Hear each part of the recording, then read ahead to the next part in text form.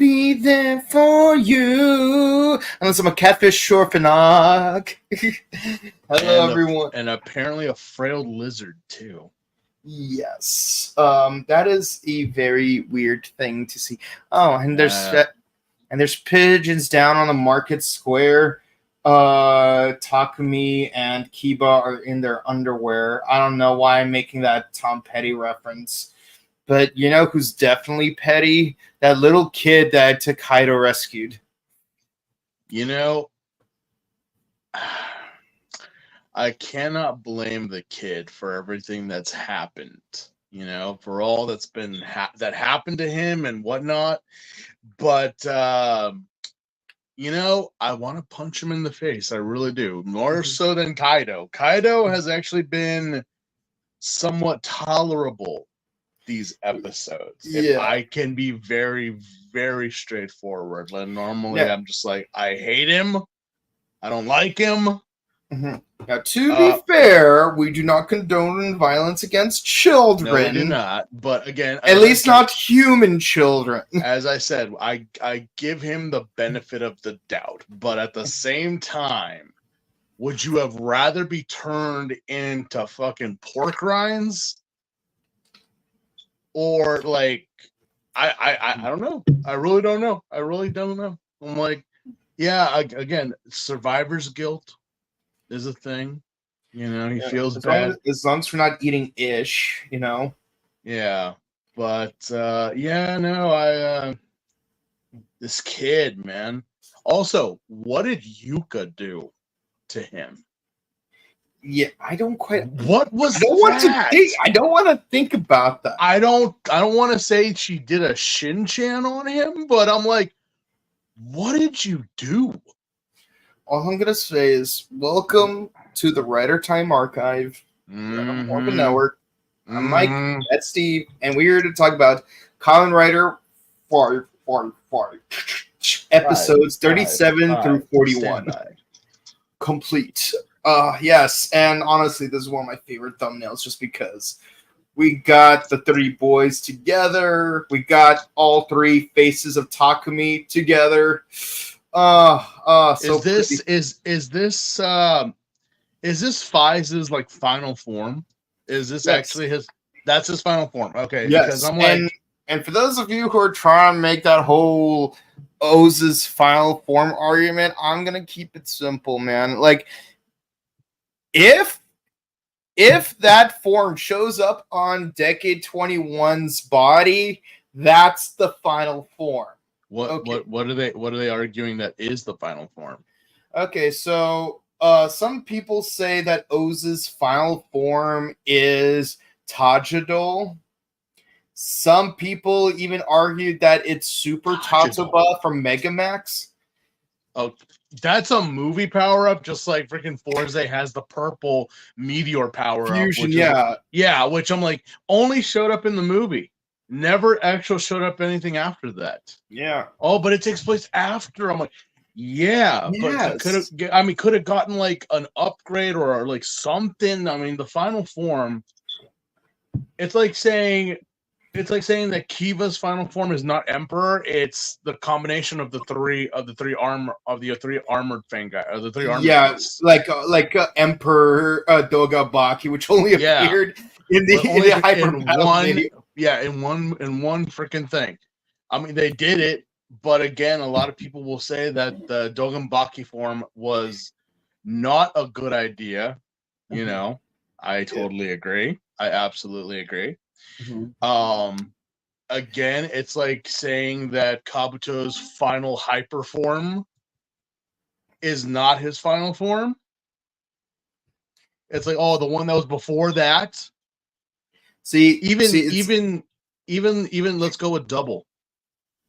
I've also heard the argument that people say that the full Joker is final form for double. Yeah, see, here's the thing.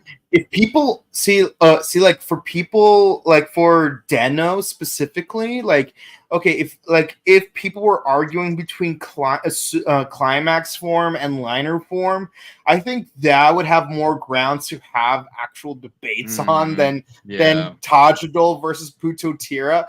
But the thing is, guys, without liner form. Okay. Yeah, Puchitira was technically that was AG's greed for using the O's, but it's a side effect of him using the core metals and the drive.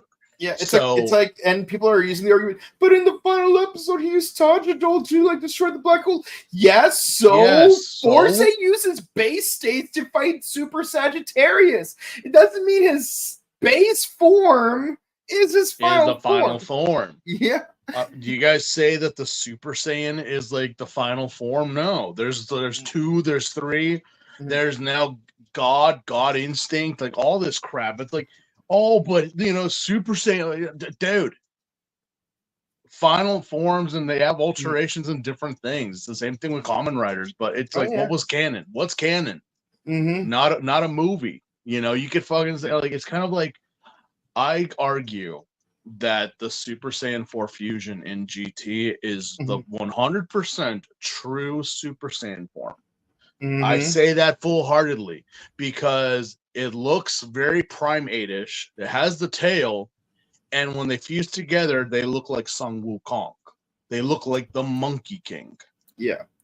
But again, that's not canon. That's not anything that I really do. I argue that point, but I know it's not. It's not canon because Toriyama didn't do it. He didn't make it. But just to go up and say that, a movie had like the super alternate form, I'm like, yeah. I know we're trying to get into the Marvel with Agatha Harkness, which I'm like, okay. But yeah, Puchitira is the final form. Even I have the book. I have 2 books. One is the fashion book, and another is the official book. They end with Puchitira. So it's like this.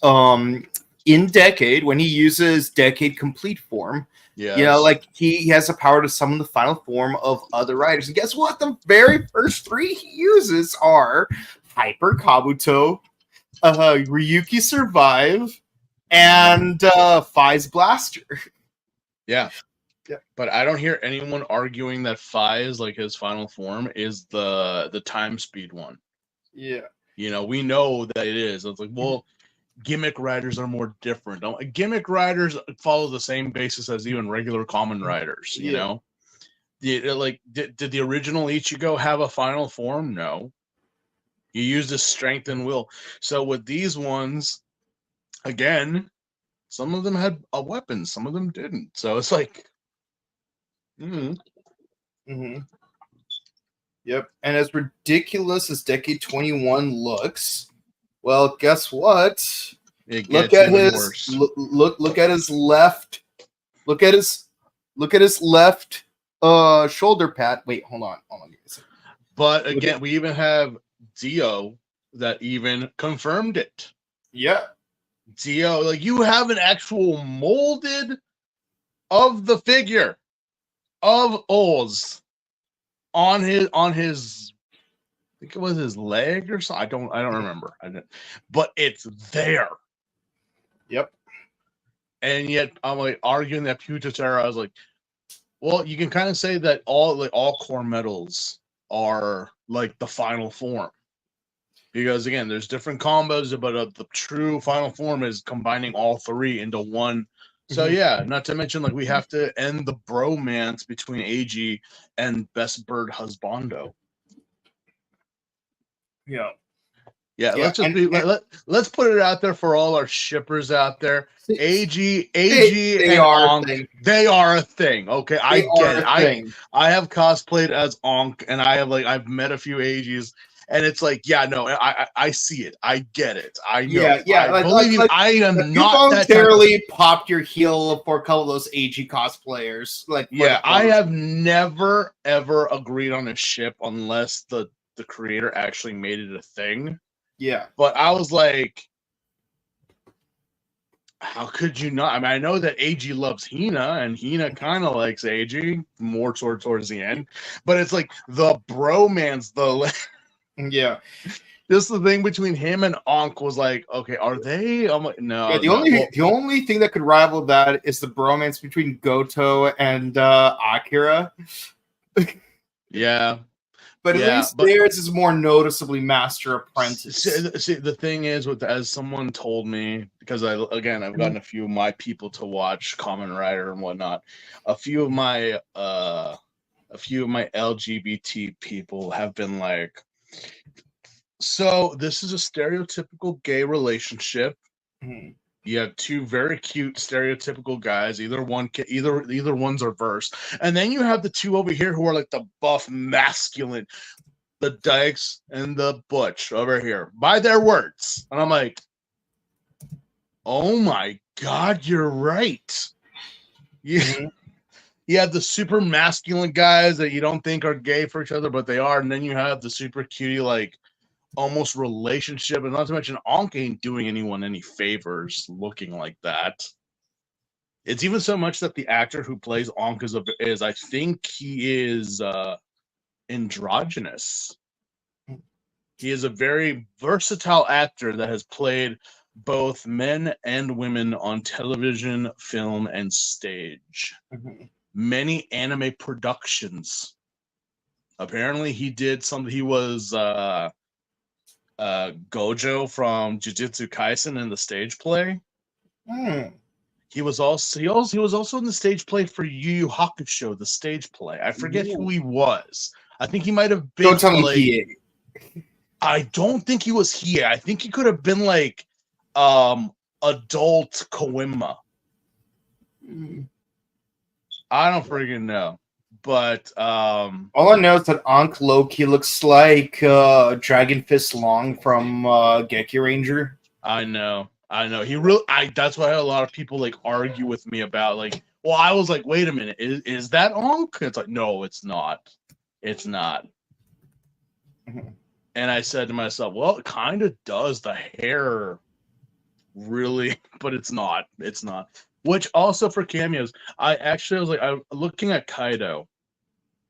I paused for a minute and I came back watching these episodes and I took a good look at him. I'm like, where have I seen you before?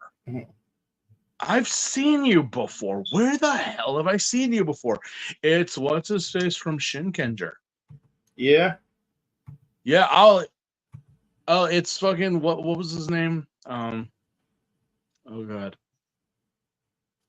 Well, the Ronin. The Ronin who had turned into an Ayakashi. Oh, you're talking about Kaido. Yeah, Kaido is the Ronin. Yeah, Kaido from Kamen Rider 5 was Juzo. Juzo, there you go. Yeah, I was like, it's been so long since I've seen Shinken. Yeah. Meanwhile, Masato ended up playing Bird Boy in Juoger. Yeah.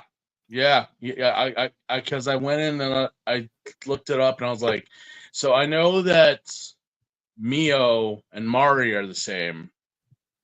And apparently also I think Yuka has come back in a few Sentai Toko projects. I know that Kaido definitely has stuck around. He has been in he was another Kamen Rider and he was in Sentai. Takumi not so much. And of course Kiba, well, for those who don't know, sadly the actor for Kiba passed away in 2015 at the I know. I was like, I literally posted that in our I think he was like 30, not even in his 30s. Something happened. It was a sickness. He went I think it was some kind of like heart thing that happened. Yeah, so sadly, because I was just like, oh, where is he at? Why has he come back? It's like, sadly, no, which is very sad. Now, because Keitaro, like, he retired from acting altogether. Yes, Keitaro, like he did.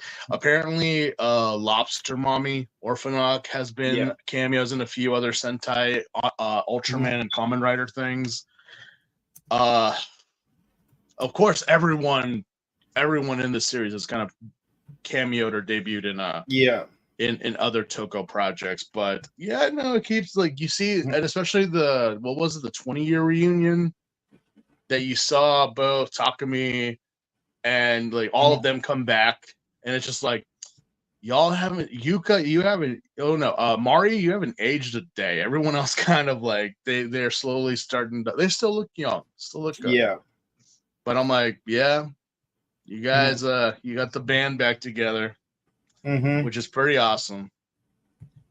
But yeah, good times. Good times. And also wonderful to see, like, wait a minute, why do I, those little things in shows.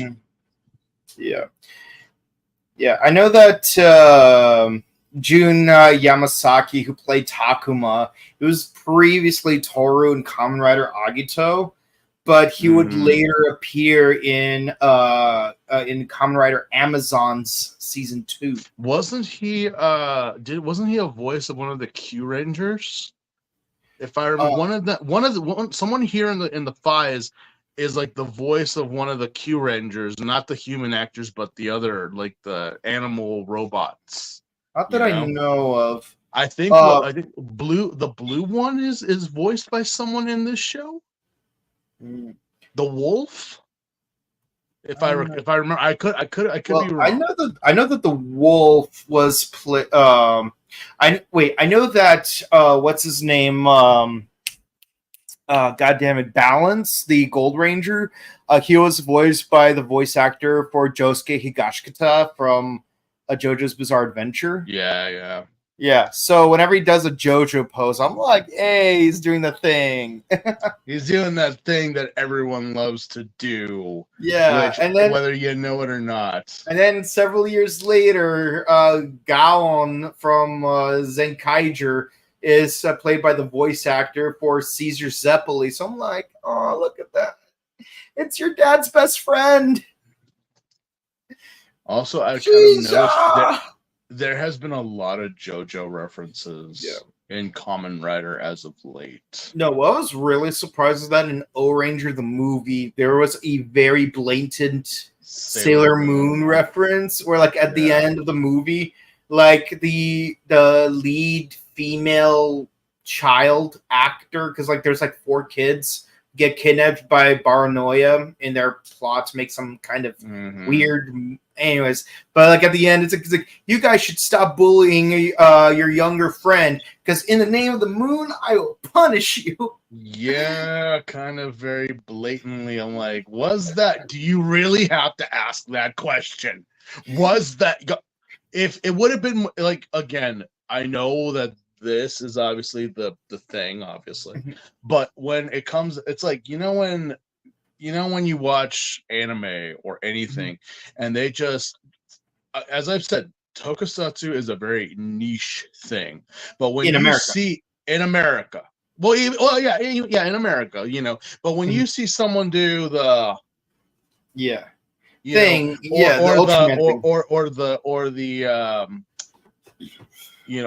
what's another one? What's another like one that everyone would get? Kamen Rider, not so much, but I know, like the only thing they know is from Zyuranger where they go like this. Yeah, the whole, but that could be taken as a Kamea wave, like what's been going on with the Olympics. All these weebs. Yeah, weebs. Like I love how that one dude, he's got like Exodia pieces. Good for him. Good for him. I think we've said this before, but good for him. You know what? You made fun of him. Now he's won Olympic gold. Shut the fuck up, you bunch of haters. Now I'll say this, man. Like when I was a teenager and I almost made it to the Junior Olympics, I was like 3 seconds shy of qualifying for 200-meter breaststroke, and like I'm thinking to myself, if I actually made the requirements, got to the Junior Olympics, and worked my way up to the actual Olympics, even if I got bronze or silver or gold, believe me, I would have made Kamen Rider references with I would make like rider poses, and then and this would be like years before 2021, where Kamen Rider's coming to the US on Tubi TV and Tokusatsu, and then people are gonna look back on the Olympics that I would have been in, and they'd be like, oh, hey, dude, this guy, he's been making Kamen Rider poses even before was cool. Oh my freaking god!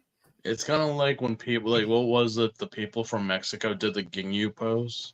Oh yeah, no, absolutely. Yeah. But yeah, no, I mean obviously it's we'll get, but 5, 5, 5 accepted. Let's do it. Okay, yeah, like we went on a 20-minute tangent right there. So let's get right into it. You guys love it. Don't say you don't. You guys love it. Let's get down to business. Yeah, no, not a lot of new Orphanox in this episode. There's like only like there's only like 3 of them, and one of them, believe it or not, was actually from an art contest. Really? I don't guess which one it was. From an art contest. Well, so you got Pigeon, Okra, and that lizard thing. No, wait, there's 4 of them actually. So Pigeon, Barnacle, Okra, and the lizard. That thing. Barnacle thing was just. I mean, if you what's that phobia people have of holes? If you have that phobia, this guy totally just will wreck your day. Like legit, I was just like, that is creepy. But then again, it's like, well, barnacles are animals. They are actually. They are animals. They are animals. Yeah. So it's like sponges. They're sponges. Yeah. So people get like, well, like, oh, but barnacles are just scales. They're animals. No, like they're like calcified animals. Yeah, it's like coral is an animal, as is the sponge. Not the kitchen sponge. I mean, like actual sponges. Like yeah. Like the kind you like those like sea cucumbers. Sea cucumbers is an Nidarian, which is still an animal. Sea stars. Echinodermata, a little bit higher up the evolution. I mean, people don't think of them as animals because they're like, they just be in the ocean. No, they're animals. Actually, is a sea cucumber a Nidarian or Echinodermata? I can't remember now. All I know is people just do nasty things or think of nasty thoughts when they see sea cucumbers. Actually, yeah, sea cucumbers are actually Echinodermata, like sea stars. I want to say. Nidaria include jellyfish, hydras, and sea anemone. What about the man of war? Yeah. Sponges are just sponges, sometimes coral. But I want to say it was the frail lizard Fangire was probably the entry that won. Yeah. Okay, so I'm gonna so barnacles. Oh wait, actually there's a 5th one, but that one's in a flashback, so like of course like we're not gonna like think about it. So let's get right into it. So Takumi seemingly heel turns, and he fights our sweet babyface Kiba, who's 5 now, and of course they're like, hey, remember the promise I made you? Oh yeah, that's right. I'm gonna kill you, Takumi. But of course, that was like no. Did not Takumi was fighting Misato, was he not? No. He was fighting Kiba, who's 5 now. Oh yeah. No, I'm gonna have myself. Yeah. It's like I don't really want to kill you, but let's just pretend like I'm like just punch me. Let's pretend to punch me in the gut. I said pretend. I said pretend. Yeah, so it's basically it's a battle. It's an emo fight. Like in Ryan Higgins' video, "How to Be an Emo" is a DVD for you. And it's like step 3. An emo knows how to fight like an emo. Round 1. Fight. Finish yourself. Yeah. Yeah, there's nothing funny about self-harm, but the way Ryan Higgins does it, no comment. No comment. No comment. But yeah, so like talking because I ran so far away. And just to get Kaido's story out of the way, he actually wants to meet this kid that he rescued, even though he has bad rep with him. But then he's like all these other kids in the orphanage, he's like, eat ish, new kid. And then it's like, hey, no one makes that kid eat ish. You got that? It's like, gonna save me. Yes, you jerk. Yeah. This kid again, just again, I get it, I do, but just like motherfucker, he's trying to help. I mean, in all honesty, Keitaro and Kaido really owe this kid nothing. Yeah, they saved him. That's all. That's it. That's all you gotta do. But you see, there's a poor lost soul on the 4th floor. But again, but it's like, Keitaro, I understand. Keitaro, I understand why he would do it. Kaido, I don't get why, because throughout this whole series, which he has not made a lick of sense one bit, is just about like he want like, and again, we haven't seen him turn into an Orphanoch since the bunny dude. Yeah, so, oh my god, it's been so long. Heck, we don't even see Osada very much until no. We've had very much a Kaido Kiba story. Best Girl Yuka has had nothing for the longest time. Mm-hmm. She's just kind of there, except for this in the last episode, where it's like, hey, I'm here, guys. I'm a Crane right over here. I'm like, oh yeah. Yeah, I love you, but I forgot you were here. It's like, you know who else Keitaro forgot was around besides Osada? Oh my Yuka. We'll get to that later. But I'm like, no, I'll save it for when we get there. Okay, so Mari's like trying to he's like so confused and freaking Misato's like trying to console her. It's like, I don't know, like what's with my memories? It's like I feel like I've seen you there and I've seen Takumi there. It's like, no, I was definitely not there. Wait, did you say Takumi was there? Yeah, like I saw this orphan. You know what? That can't be possible. Misato, shut the fuck up. Just really shut your hole already, because we know that you were there. He even in these episodes, he slowly starts to remember himself. Yeah, and I'm like, he even has he sees blood stains on his hands, like he's freaking Macbeth. But here's the thing: how the fuck, if you keep saying you don't remember, you don't know, but you see your hand, you do know. It's just that you're repressing the memory, or it was he's outright lying, or it's your fault that happened. You did something that made Takumi come in the wolf form, but also another Orphanoch was there. Mm-hmm. Another one was there. Mm-hmm.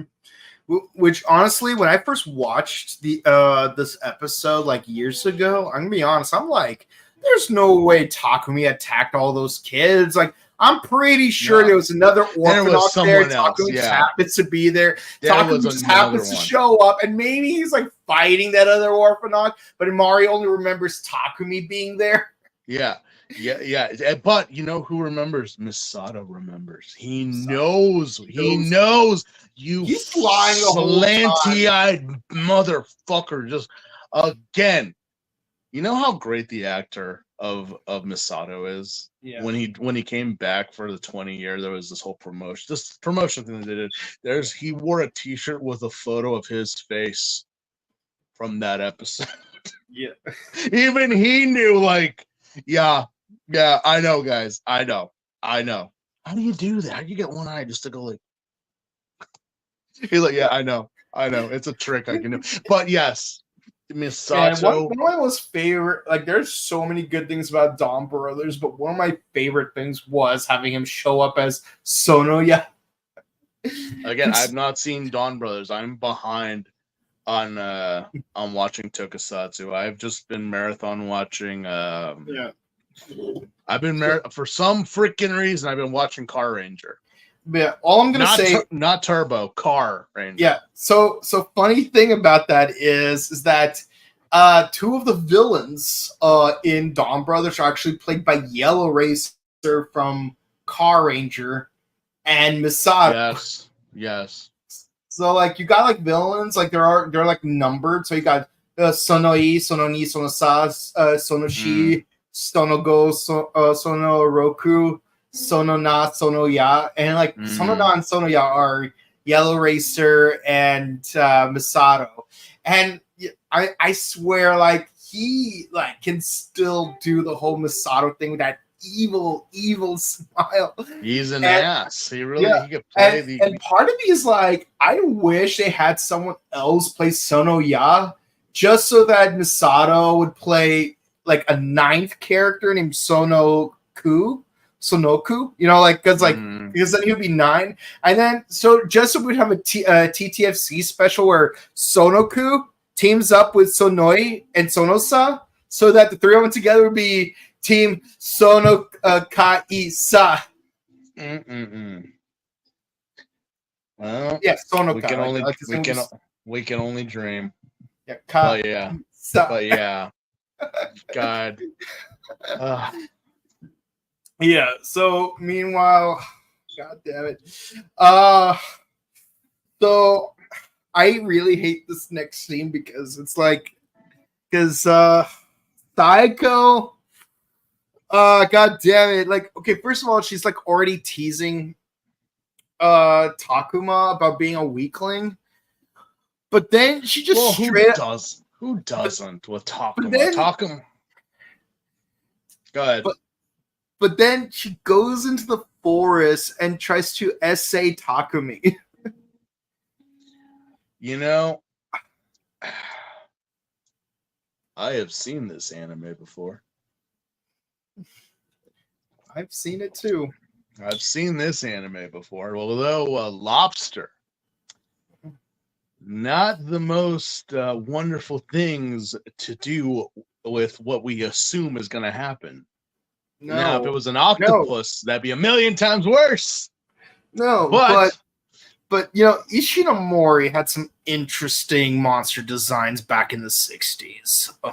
Like you know, like if you watch what's it called, Flying Ghost Ship, you start to realize, so that's where Kamen Rider got that whole foamy thing from. Yeah, it's because Ishinomori's been doing it for years, even before he got started on Kamen Rider. Like, he has a thing for turning people into foam. But I have to say, Saiko is an interesting new twist on that formula, because now, like, she uses that foam to make champagne. He just has a thing, but yeah, it's kind of weird because you kind of look at Takumi and you're kind of like, in some ways, jealous because Lobster Mommy is looking at him in such a way, but then another way, it's like, yeah, she's totally nuts. So the hot to crazy scale is really just out of sync with this one. She's a 9-9. Yeah, it's like, God, I don't know. A part of me is frightened to all hell. About 92% of me, and yet another 7 to 8 inches of me is excited. But regardless, I'm like, yeah, where did this whole thing about her and younger boys come from? Because again, we have what's his face, the Dragon Orphanage. Kirizaki, that she's just like whatever and different about. But it's just like, oh, I just have a thing for young boys. I'm like, oh, Takuma, you sweet summer child. Now, excuse me while I go over to Takumi, the sweet spring child. Such a MILF, man. Okay. But, I know Jared would use the phrase "Dommy Mommy," but this is ridiculous. This she totally gives off those vibes. Let us not lie here. Let us not lie. So she sends Pigeon Dude like after Takumi, and of course, like, he's on the run on foot, and Kiba just happens to notice him running on foot, so he goes after Pigeon Dude, but Takumi's intercepted by freaking Masato. He's like, Takumi, you're the one who attacked the school, which I don't remember anything about, but Mari said something about it, so clearly you were somehow involved. Masato, shut up. So you got Kiba using a red glow stick over here, while Masato uses a gold glow stick over there. And thankfully, Kiba kills a pigeon dude soon enough for us to have a lightsaber duel using 2 different colored glow sticks. I would play Duel of Fate here, but you know what? We might as well just play Darude Sandstorm at that point. Because no joke, I was just like, you know what? Has anyone gone to like Hard Summer, EDC, or any like, you know, like Beyond Wonderland in a Fies suit with the full-on LED lights? Has anyone done that? I think one person might have. I mean, no joke. You have a Kamen Rider go to like Coachella, just full-on LED suit, just like, yeah. I swear, if Coachella was not in a desert, because that's freaking hot. I know it's cold at night, but let's be honest. The party does not start at night. It starts in the afternoon. I've never been to Coachella, but I know how things play out there. This is my territory. I would not recommend. I mean, if you're going, go with as much to cover yourself, but not enough to like drown yourself in like in excess warmth. You know?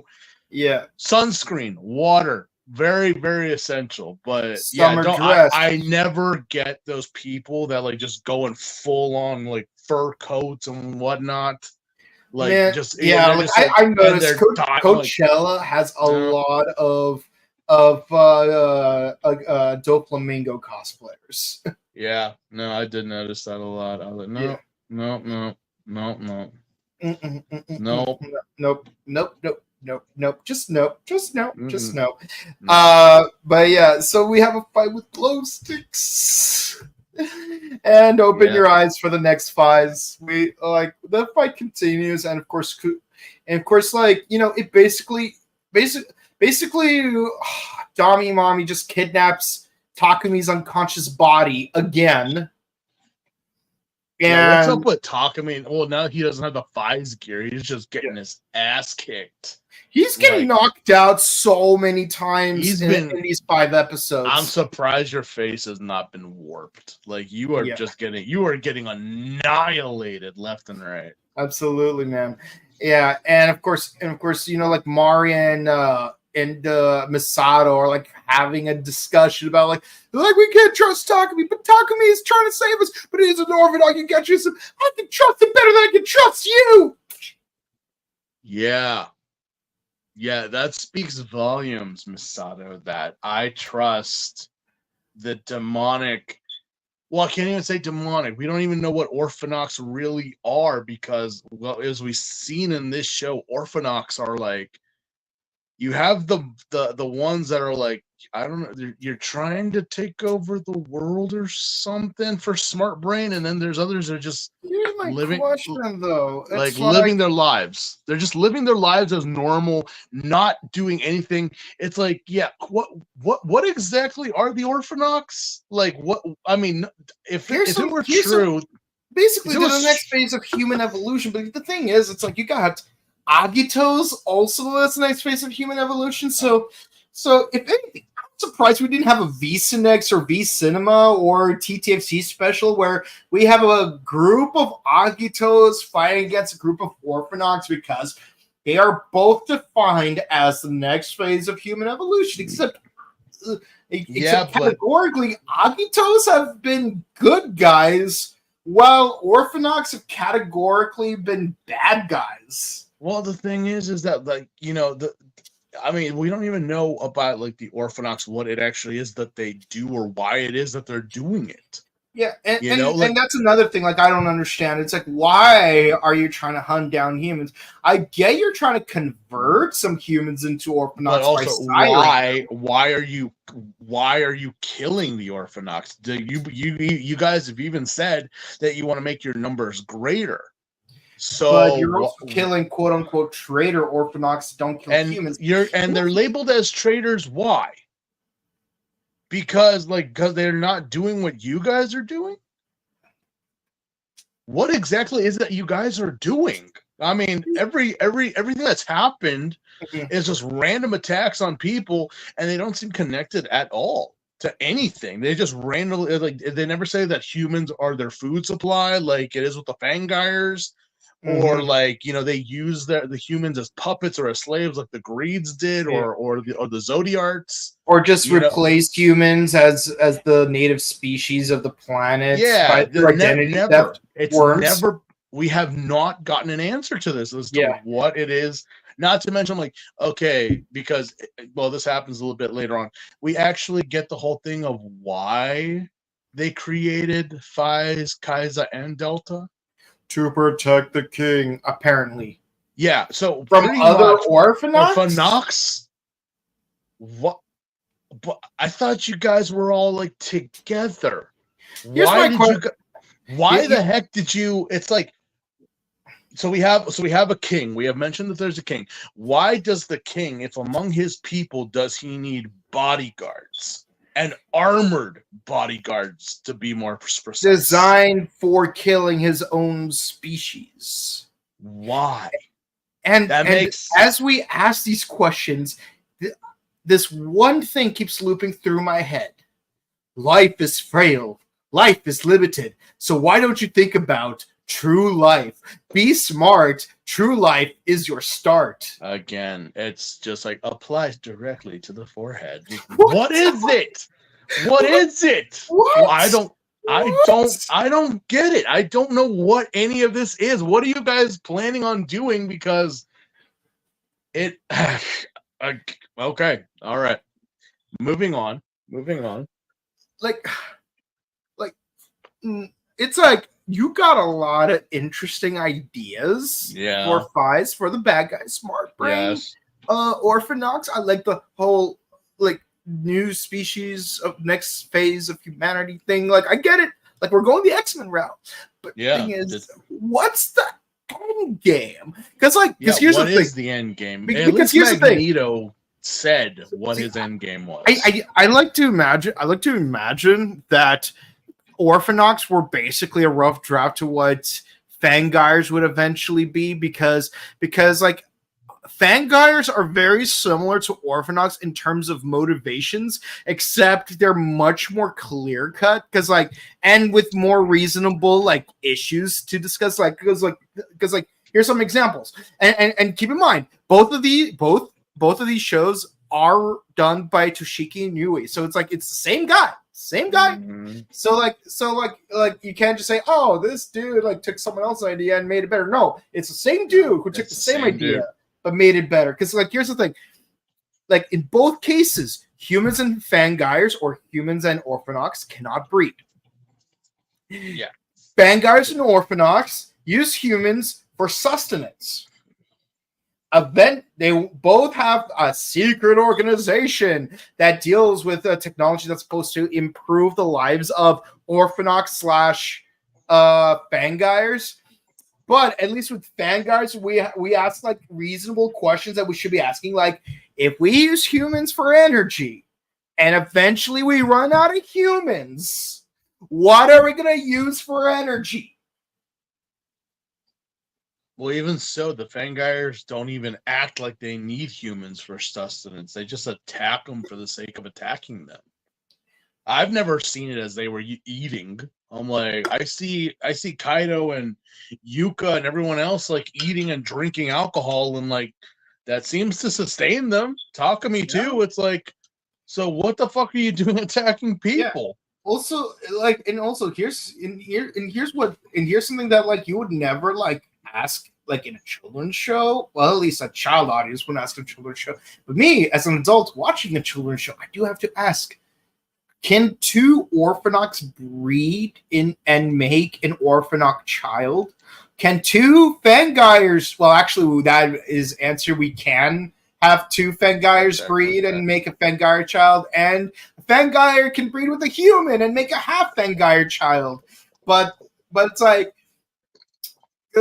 it's are Orphanox infertile? Because if that's the case, then that would make more sense as to why they have to go out of their way to sire more Orphanox by attacking humans. But they never discuss that. No, they never do. And again, what is the goal of Smart Brain? It's like, even if the whole point is to make the 3 belts to protect the king from other Orphanax, and again, like, why would you need protecting? Why would you even need it? Makes no Why? sense. Why do you have all this other stuff like motorcycles that turn into robots? Why do you have wine and cars and flowers and blue butterflies? What was the purpose of making these belts? They've just seemed to be a hindrance to you guys ever since their inception. You know? Yeah. Not to mention the big red flag here, especially when it comes down to these 3, is so we made these 3 armors that are capable of defeating and destroying Orphanox, which we as Orphanox are able to do by ourselves. You know?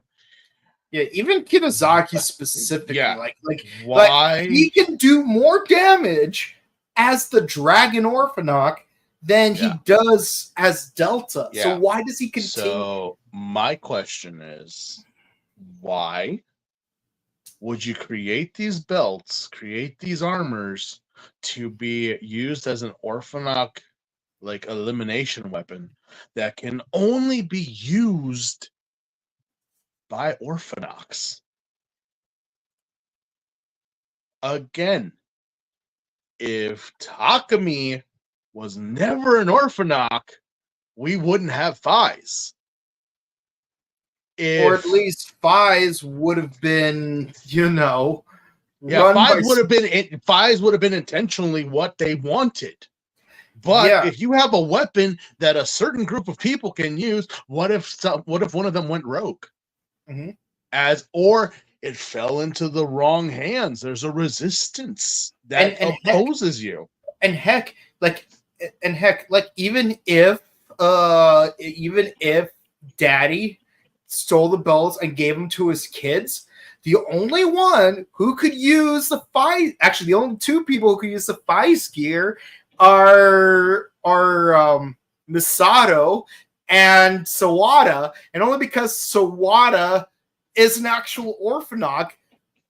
I don't know why Misato can use it. I thought they required different rules. Well, I know we're going way back to like the mid-20s, but we'll get there soon enough with Misato. But all right, no, slap heard around the world. And Kitazaki is trying to play darts, and he sucks at it. Not because he keeps missing, but because the darts just disintegrate before it reaches him. What? And then who's your tailor, man? Seriously, your clothes. And it's like, hey guys, remember how I think what needs to happen when he disintegrates things is he needs to touch the thing and then stop touching it. I think that's probably the rule, because think about it. Because he wears his clothes all the time, right? So his clothes are always touching his body, which means until he takes his shirt off, the shirt won't disintegrate. But whenever he drinks a martini, the martini glass doesn't disintegrate until he lets go of it. Yeah, doesn't. So if it's constantly touching you, it's fine. But if it just touch and then remove, then it disintegrates. That's the only logic I could think of. Yeah, no, it's so if you held on to him, your hand wouldn't disintegrate. It wasn't until you let go is when finally the reaction happens. Yeah, whatever. I mean, I know that this kid got his ass whooped. This and oh my god, just the tail. Good for you. Finally, you got knocked down a bit. Yeah, and so they're like, hey guys, remember when we made a bet on who gets to kill Kiba first? Oh yeah, I forgot about that bet. Let's do that. And then one of them ends up, and then the barnacle dude ends up attacking Rina and Shuji, who are on the run. But thankfully Takumi just happens to find them, and he puts on the Delta gear. But then, this is the one time that he puts it on to save them because yeah, apparently Delta, his rider is not, well, he's there but not really there. Like he's kind of still on the cusps of accepting that he is a Kamen Rider now. yeah. Wait, does Takumi ever put on the Kaiser gear? I have to remember. As far as where we are now, I've not seen him. He's put on Fies And Delta. Yeah. Yeah, he Yeah. has not put on Kaiza. Yeah. Yeah. I just want to make sure that, like, yeah. Yeah. So Takumi never puts on Kaiser gear. He only puts on Fies and Delta. So that means that Masato is the only person to have used all three gears. Such a waste. Let that sink in for a minute. Such a waste. Only the douchebag that no one likes has put on all three armors. Yeah, like we could say that Kiba at one point or another puts on Fies and Kaiza. Takumi puts on Fies and Delta.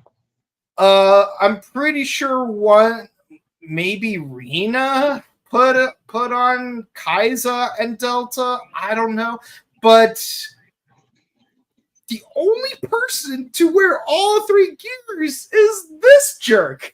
Yeah. And they say nice guy. Yeah, nice guys never win. Yeah, can you imagine if he also ends up wearing the Saiga and Orga gears? Don't even, but the thing is that, you know what? You may have worn all the belts and all the armors, Misato, but no one likes you. No one likes you. No one likes you. Yeah. So it doesn't matter what you got. No one likes you.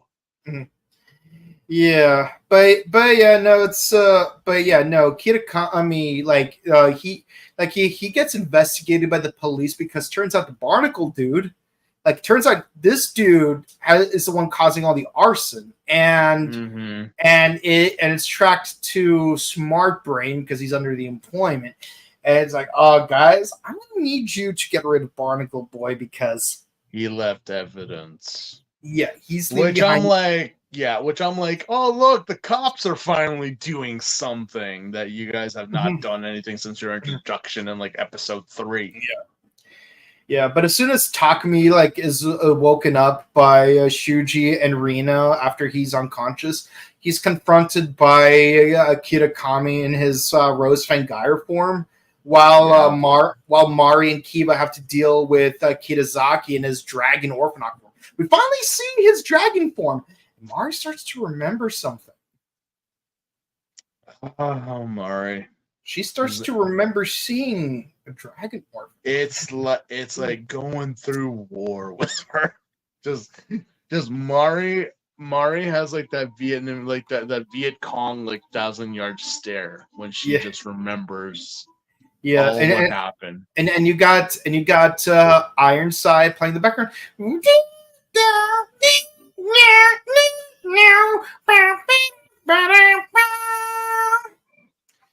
From Kill Bill Volume 1.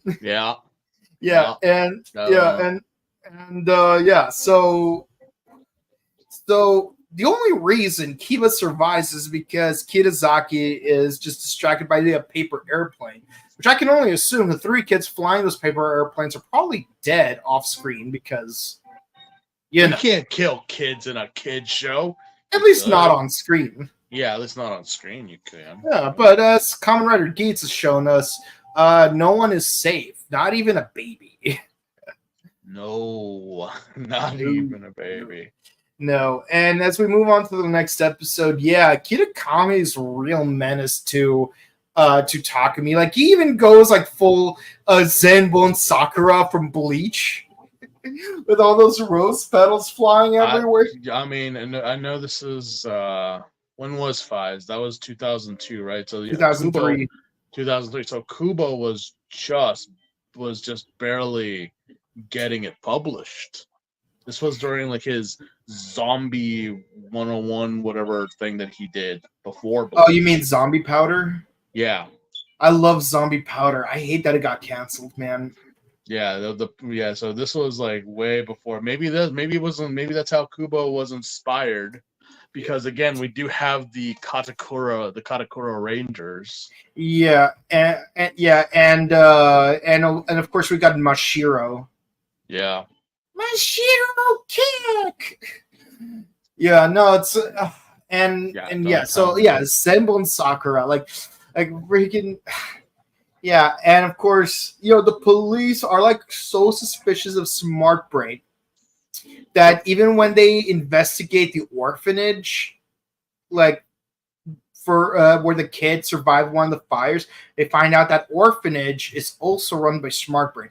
And yes, Kiba and Jerkface rescue Takumi, but that doesn't matter because Jerkface is still a Jerkface.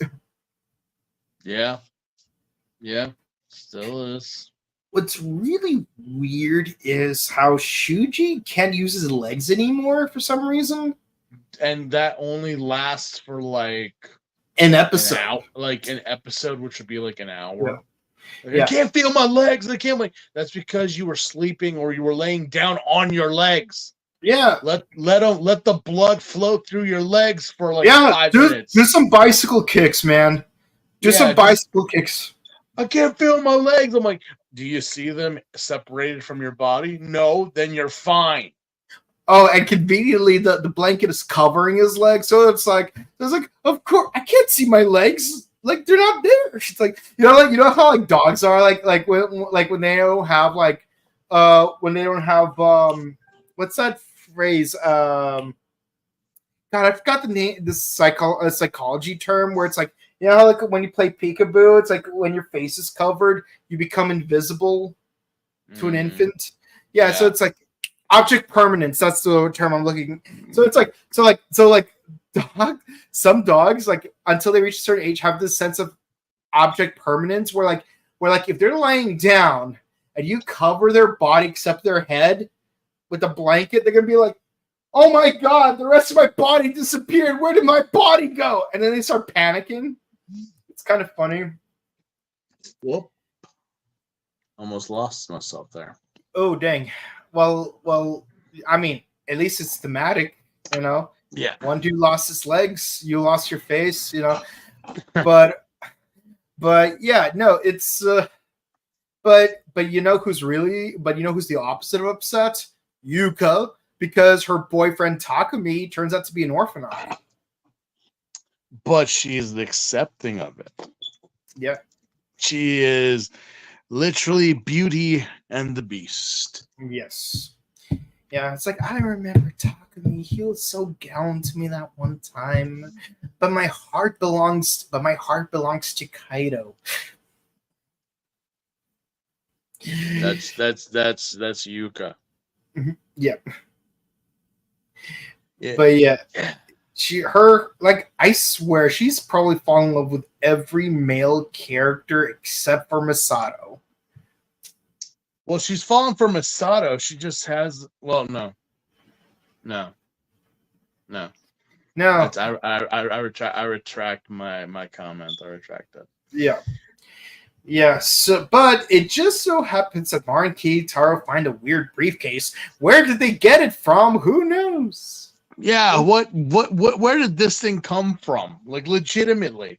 Like, oh, your Amazon Prime package just showed up, Mari. I'm like, I didn't order anything. Did you order anything? No, I didn't order anything. And it's just like open the box it's your mystery gift. It's the mystery MacGuffin that we need to fight because apparently we're getting double teamed by super strong yeah, I had to send in like 1,000 postcards to get this thing, man. That would explain why I never got one. I only sent one. Yeah, there you go. Yeah, but yeah, so Wada turns out to be alive. I seriously thought he was dead. I really did think so. You're still alive. See, I like to use the Chuck school of falling into a river. If you fall into a river, you're not dead. No, you're just like on the other side where your friends don't see you. Yeah, yeah. So he has a heart to heart with Mari, and he tells her the truth. We finally find out what really happened. Why didn't you say this before, Sawada? If you knew, why didn't you say anything? Yeah, so let's get into it. Yes, Takumi was there, and Yeah, she Misato was was there. there too, Yeah, she but was. not exactly how Mari remembered it. So yeah, No. they had a party, but turns out it was an ambush because Kitazaki and one of the other students laid an ambush because one of the students was an armadillo with Wolverine claws. But the point is, he's an armadillo orphanoch, so he attacks a bunch of his classmates from behind. And Takumi just happens to like ride his bike in that area, and like he hears the screams and he shows up, and he's like, "Oh my god, I've got to save those people!" So he turns into the wolf orphanoch, and he actually defeats the armadillo orphanoch, no problem. But then, like, you know, he's struggling a bit against Kitazaki because Kitazaki is he's a 5-star. He's a 5-star. While just Takumi at this point is just still a 1. 3. Yeah, he's a 3 at best. Yeah, but and of course he bat smacks Sawada out of the way, which is the reason he becomes an orphanoch.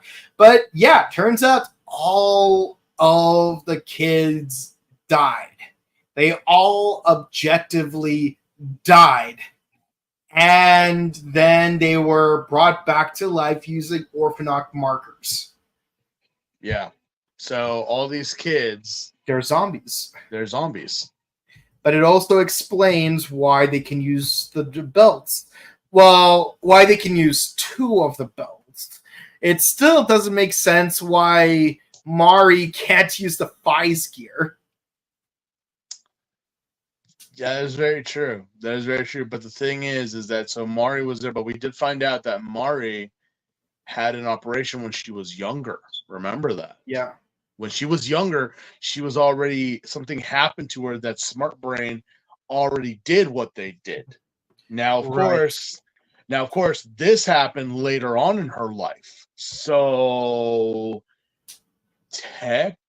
is it what they did maybe prevented her or has not affected her in any way to that she is able to access the gear? Maybe she's still human? Maybe. I mean, I need to watch a certain Kamen Rider 01 TTFC special just in case before we move on to some of the last videos we're going to be doing on this season. Mm-hmm. And the reason we're not going to cover those TTFC specials for our Fies discussion is because that has more to do with 01 than it does with Fies. But I'm still going to watch it just to catch up, just in case there's any kind of important information to know about. All I know is that's why is Smart Brain around again. But you know what they say is their arc. Yeah.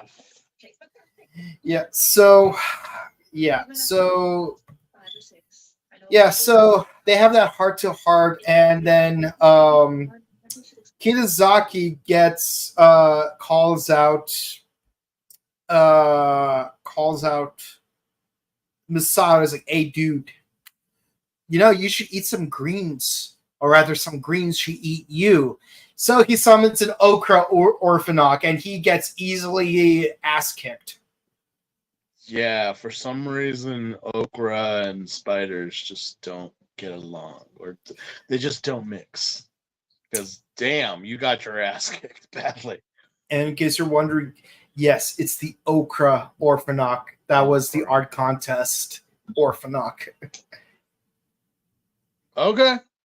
Who would have thought? Okra, of all things. So because Shuji can't do squat, Rina and Mari try to have their girl power episode, like Bokenger episode 14 or O Ranger episode 9.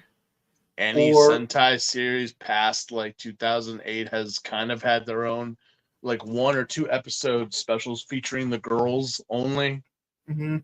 Yeah, but what ends up happening is Mari can't use the Fize gear still, and Rina she does become Delta, but she almost as quickly. Yeah, not very. Yeah. So that girl power episode was just DOA, and I don't mean dead or alive. I mean dead on arrival. Like, I know you want it to be dead or alive because Jamie Presley as Tina Armstrong and Kane Kosugi as Ryu Hayabusa are like perfect casting. Yeah. But no. Just no. But Takumi, he shows up. He finally feels like, hey, you know what? I gotta protect my friends. So he takes that mysterious Amazon Prime package and like plugs his phone onto it, and just activates a smart brain satellite. Did you even know what you were doing, Takumi? Like did you watch the toy reviews to how to work this thing or what? Were there even toy reviews? Because YouTube wasn't even around back then. I don't know. That again, it was the Wild West back then when it came to information gathering. But yeah, he turns into the blast mode, which just is Fize with the fresh with the new spandex suit. It's a new red and a red coat of paint. Yeah, just again, little dab will do you. That's what they say. So this final form is again, this is pre-gimmick. Yeah. So it seems underwhelming. It seems like, really? That's it? But then you look at other Kamen Riders and their final forms, and it's just like, well, yeah, it's just pretty much a They are too gimmicky.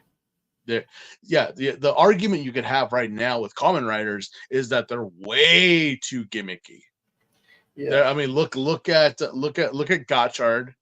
Yeah. Look at a majority of Reiwa of how theirs are, and then let's look at the new Kamen Rider, and I'm just like, man, we're not even hiding it anymore, are we? No. And what's really interesting is Kamen Rider, because 02, like it has a very simplistic design. Like, yes, it's a final form, but like it has a very simplistic design, and I do like how he has this thing on his neck that kind of looks like a necktie that's being blown to the side. It has like the number 2 on it. Yeah. Cross Saber, like he's literally just Saber with a blue coat of paint. So it doesn't look quite as cool until like he has that full dragon lion Aladdin form. Gifford Rex, I'm gonna be honest, I'm not that big of a fan of it just because it's got all this blue and pink everywhere, but the thing is, it's just Revy and Vice wearing the entire same suit except the helmet is different. But like beyond that one helmet, the neck down, everything's the same between the two of them. So it's like, and it gives me Overwatch vibes because it's like Force's mid form is this dude's final form. Yeah. And the whole reference to Revives with his that looks like it is. They're not even trying now. Like that is blatantly that is Oz, that is Forze, that is Wizard, that is okay. Yeah. So for Geats 9, like, yes, he does have a flashier form, but I can forgive it because he is trying to do the whole Yoko Karama thing. Like even his first battles against a dude with exploding eyeballs. Harasu much? But the thing is, I give that a pass because that's Tendo's second coming. Yeah. But Gotchard, though, it's like too gimmicky. Yeah, I know. But yeah, the final form is very simplistic and very nice. Yeah. It's just that, again, some people, who have reached out, they're like, but isn't it just like these were simpler times, ladies and gentlemen? And honestly, like, I like the simpler final forms, to be honest. Like, like, you don't need to have like like Hyper Muteki. Don't get me wrong, I like Hyper Muteki, but like, it doesn't need to be that flashy. No. Like freaking Grand Geo, he looks super flashy, but I get it. He's 20 riders in one. I get it. But like Fies, it's just like there's not too much going on.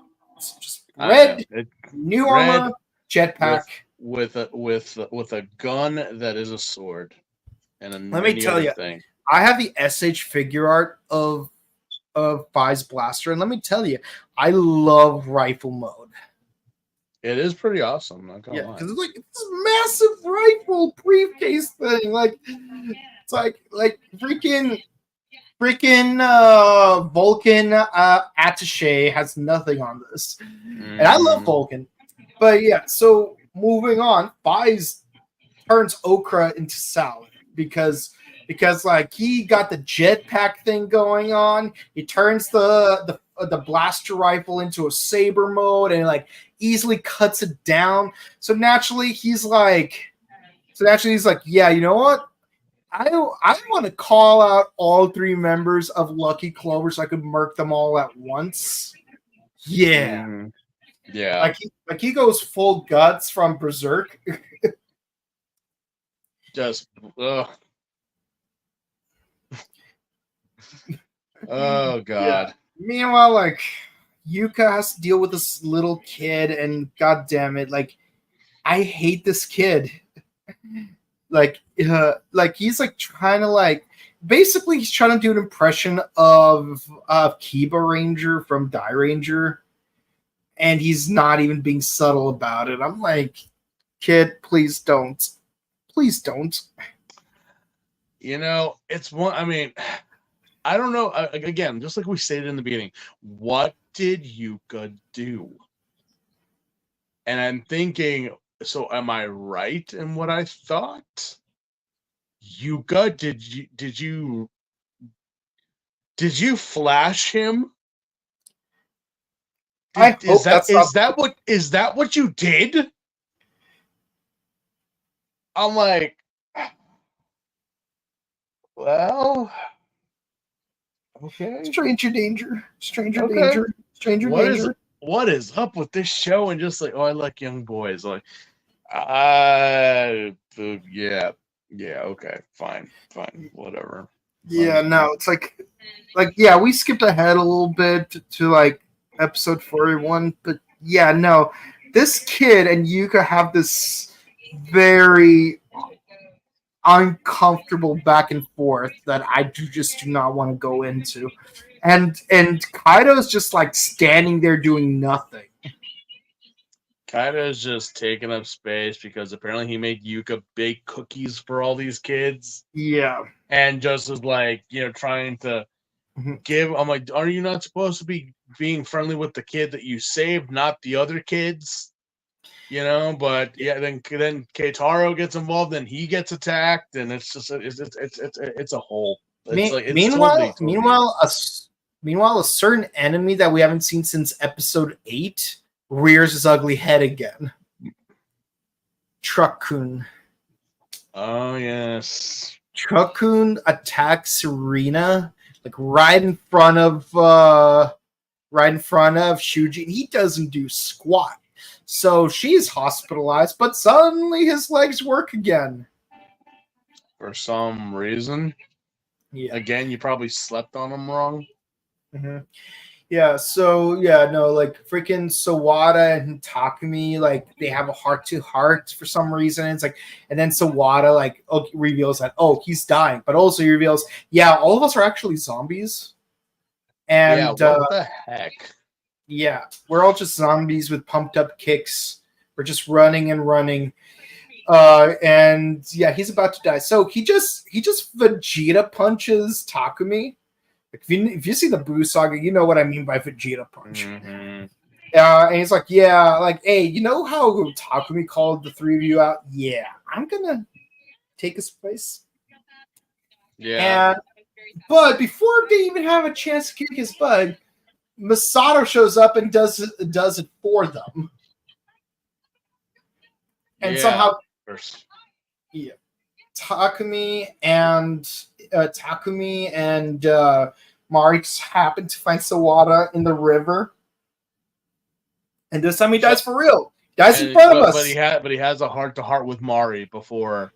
Like, Mari. I still have enough power for one last flashback. Wayne's World. And it's just like, yeah, Takumi was there, but he was protecting you from another Orphanok, which you've seen before. And it's just like, and Misato was there too, the jerk. He didn't do anything. He I was just like, but he wants to make it seem like he wasn't there or that he was the hero. It's like, yeah, sounds about right. yeah, sounds about right. Never trust Misato. Never trust Misato, the fucking jack. Never trust anyone named Misato. Like whether it's Kamen Rider or Evangelion, just don't trust anyone named Misato. No one named Misato is trustworthy. No, just like no one named Mio is trustworthy. Yeah. But yeah, so Masato and Shuji are getting their butts kicked because Shuji finally grew a pair of legs. Mm-hmm. You probably thought I was going to say something else. Yeah, I kind of know he's a coward. But yeah, no, it's like, but they're getting their butt kicked but then Takumi shows up. Guys, we can beat them together because we're a team. We are the Smart Braid Sentai, Fies Rangers. Wait, why do we call ourselves Fies Rangers? Should we call ourselves the Kaiser Rangers? No, I think Delta. I think Delta Man sounds cool. Shut up, Shuji. Okay. Just cue the music, cue the open, and then it's like next episode. Time to go. Yeah, so final episode of this cluster. They have their fight. The bad guys make a run for it. Of course, Misato being Misato, it's like, I don't know when you will chicken out again, and I don't know when you'll go full Orphanok, so I'm going solo. Deuces, Mari, you're coming with me. But I don't want to go with you. You're coming with me. I don't want to go with you. You're coming with me. Yeah. Misato, you're not giving yourself a better life here. You're really not. No. Yeah. Yeah, so, yeah. But, meanwhile, Kitazaki is severely damaged, which gives Takuma an opportunity to curb stomp him a couple of times. Like, how's that feel, loser? Yeah, loser. And, man, freaking Takuma is so pathetic. And, like, I was like... Well, he finally realized that Dragon Boy got his ass kicked, and not just once, but actually like three times, I think, in these cluster of episodes. Yeah. And so now he's like, oh, not so tough. It's kind of like that kid who got bullied in school, but then the bully gets his comeuppance, and now the bullied kid is now like picking on him, be like, not so fun, is it? Now, dude. You mean like that episode of Cow and Chicken? Yeah, still kick your ass. So don't even go there. Yeah. I'm like, oh my God, you're such. And of course, Saito was just like, what? What are you doing? Which was like, nothing. I'm just so happy. I just remembered something really funny, and I'm like, shut up. Like these are supposed to be the badasses of badasses, and you got a guy who is inept, can't talk to anything, but thinks he's God, but now is doing a tantrum as a child. We have a nerd who is a coward, but now is thinking he's a badass because the bully got beat up. You have a woman who is just stranger danger for young men. And you have the president of Smart Brain, which you just like Donald Trump. What are you the president of? Yeah. You know, what are you talking about? What are you even president? What are you presidenting? What are you doing? Yeah, like, I don't even know. Yeah, and I'm watching this show. But see, life is frail. Life is limited. I'm just like, also Smart Brain lady. What is her purpose in all this shit? I don't even know. I haven't seen her in a while, actually. None of us have. It's just like, she's just kind of like the mascot, like most prefectures and towns and have their mascots and whatnot in Japan. Pretty much it's Smart Brain lady. Like, oh, she shows up. Yeah. Sometimes randomly. Yeah. But yeah, like as to like what you're a president of. Well, life is frail. Life is limited. So why don't you think about true life? Be smart. True life is your start. Yeah, no, just no. No. But no. We're almost there. We're almost Yeah. So Kiba and Takumi finally kiss and make up. They're all buddy on the phone. It's like, hey, they're total bros now. And even Keitaro, your next laundry's on me. And Keitaro pulls a Joey where it's like, hey, Takumi, surprise butt sex. Joey, I mean Keitaro, with you, it's never a surprise. Hey, Kusaka, bleep off. Yeah, no, it's I don't know. It's fun because next thing you know, I love how Kaido before was like telling Kiba not to talk to Takumi, and yet in this episode they all go to an amusement park. Actually, it's funny that you mentioned that Kaido tells Kiba not to talk to Takumi because Takumi also tells Keitaro not to talk to Osada. Yeah, but now all six of them are buddy. All six of them are here. And for some reason, Kusaka. I don't know why you invited him. I really don't. I mean, 6 is a nice even number. 7 is a crowd. Yeah. I mean, hell, you could have even invited the other two. You could have invited Rina and Shuji. Yeah, you could have really, and that would have been great. Why is Misato here? Heck, I would rather invite Saiko and Takuma than invite Misato. And that is not in my best interest to invite those two. No, absolutely. But of course, so here's the thing that's kind of in the last episode. So the police are finally involved. Yeah. Again. Yeah, and some long-haired dude working for Smart Brain's like, you guys are going to stand down. You guys got to stand out, but it's like the young guy has been just doing his job. Japanese tax dollars at work here. Yeah. While the old man is just being old man and just like, hey, like look at this, like, and I'm like, promote this kid. Remember those 13 girls that died back in episode 4? Yeah. Well, there was 14 girls on the team. And I think I spotted her when we were investigating the orphanage. Just, again, it's kind of like, I know I said it way back when. I know that the basketball team got what they deserve. I'm surprised that Yuka hasn't gone back to her old house and just exacted revenge on her family. I'm surprised her parents aren't like, there's Yuka. She's the one who killed our baby girl. Yeah, I'm seriously like, why? Well, I mean, her sister wasn't even on the freaking basketball team, so But I mean, regardless, it's not like So finally, it's like, they're starting to put 2 and 2 together about what's going on. But then, long-haired guy who looks like the main character from My Uncle Went to Another Dimension while he was in a coma. It's just like, I work for Smart Brain. I need you. Like, oh wait, who are you investigating? This person is of great interest to us. And again, further down the line, apparently he's a scientist who has been working on a crab dude. On a just a I don't know just something. Just he's just like, so are you human or Orphanok? That is the question. I don't know what, but apparently your interest in Yuka has just kind of peaked because like apparently you're collecting specimens for some reason. Yeah. Don't really know, but of course, let's go back to the amusement Now, park where. in case anyone's wondering, yes, the long-haired dude is played by Atsushi Ogawa, who played Tetsuya Sawaki in Kamen Rider Agito. I recognize that long hair anywhere. And all I'm going to say is both characters get what they deserve. Both characters that this one guy plays get what they deserve. Yeah. Oh yeah, and also he was in 2 episodes of Kamen Rider Kabuto. So yeah. All I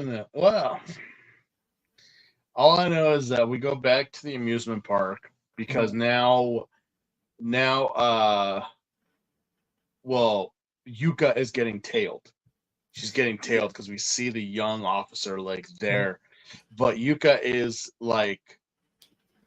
I am so glad that the officer did not spot her doing that one scene we're not going to talk about. Yeah, no, definitely, but yeah. So she's like feeding Kaido for some goddamn reason. Apparently, you put onion in spaghetti, which I'm like, no Italians around here, right? You know. See, like I understand using garlic pasta sauce, but and onions with your sauce, but I mean, like straight up having onions in the on pasta. top, yeah, like sliced onions, like you would put on a hot dog. And what's funny is Yuka's taking off the onions from Kaido's. Because she's like, oh yeah, you don't like onions, do you? And then Keitaro just like, I don't like onions either. It's like, you need your vegetables because you're a growing boy.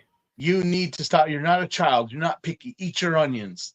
Yeah. And it's just like, Keitaro, what are you doing?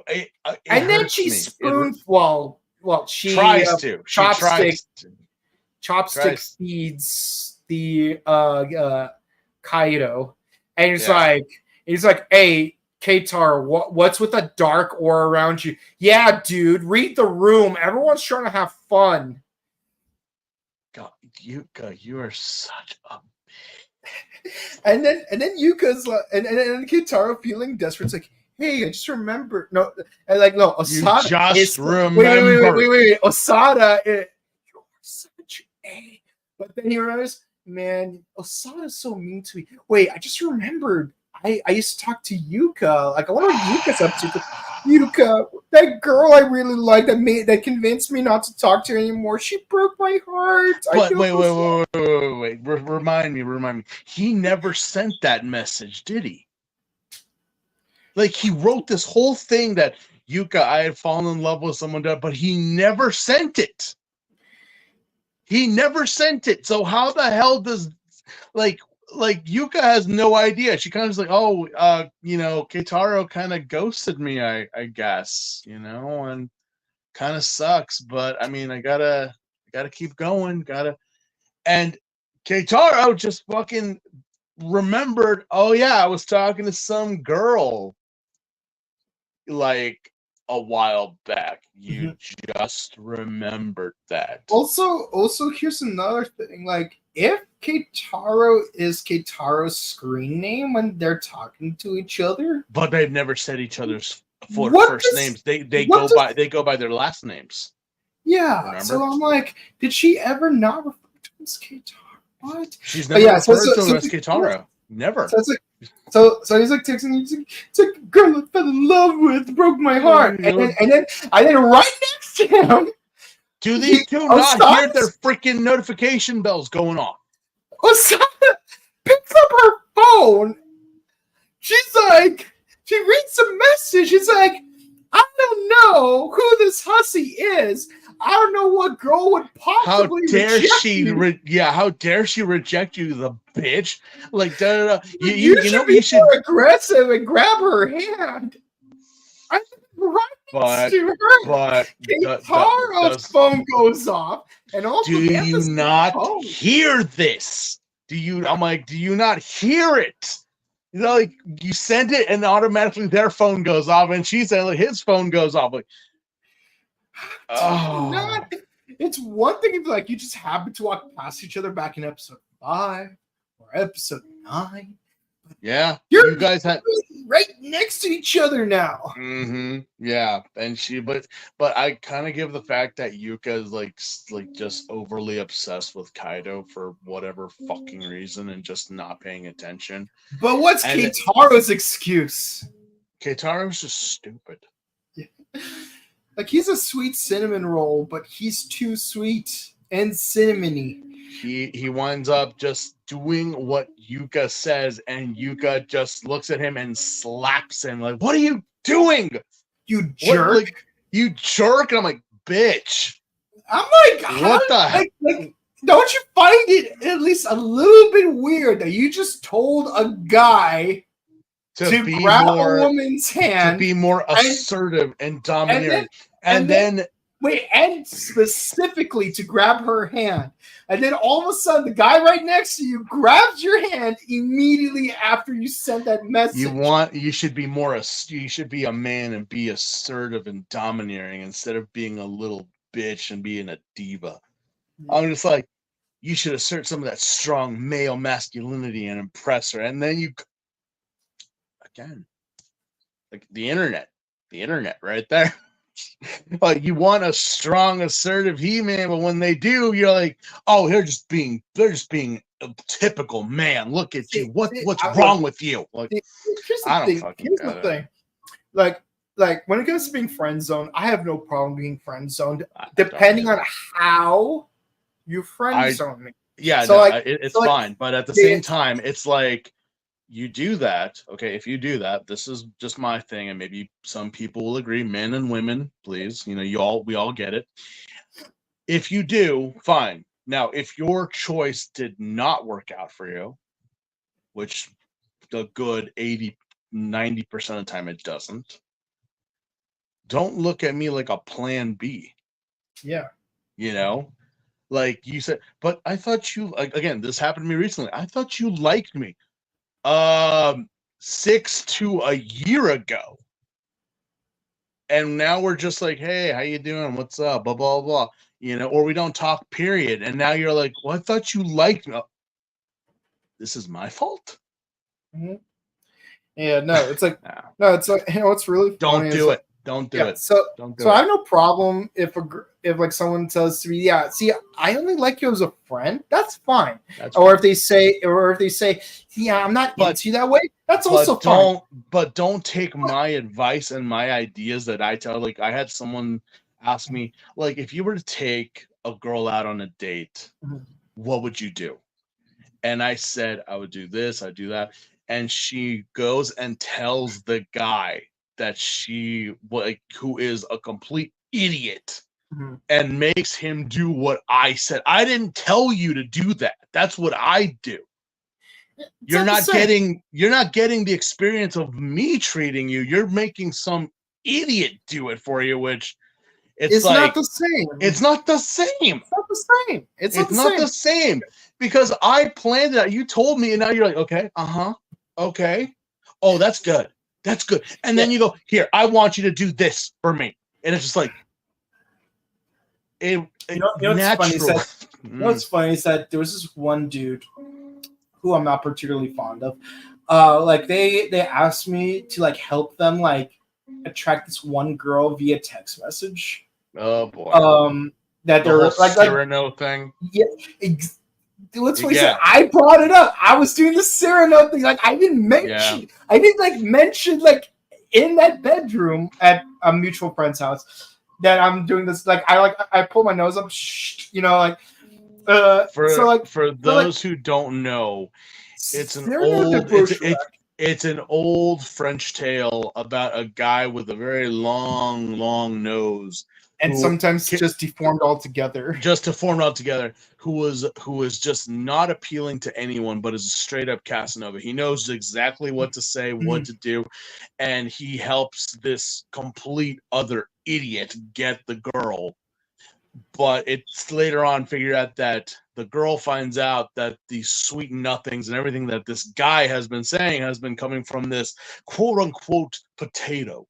Yeah. And it's like, well, who have I fallen in love with the man, or did I fall in love with the words that he was saying? Because again, I've heard him speak. Because a Christian is handsome, but Cyrano has the wit. But all of a sudden, Christian's he's like saying all these like beautiful things. Like, oh, maybe Christian's not so bad after all. But then Christian dies, and it's like, yeah, see, like, and then like she finds out years later that like, yeah, those letters that Christian's been sending during the war were actually written by Cyrano. Yeah, so really, and Cyrano wanted to take it to his grave. By the way, he just failed to.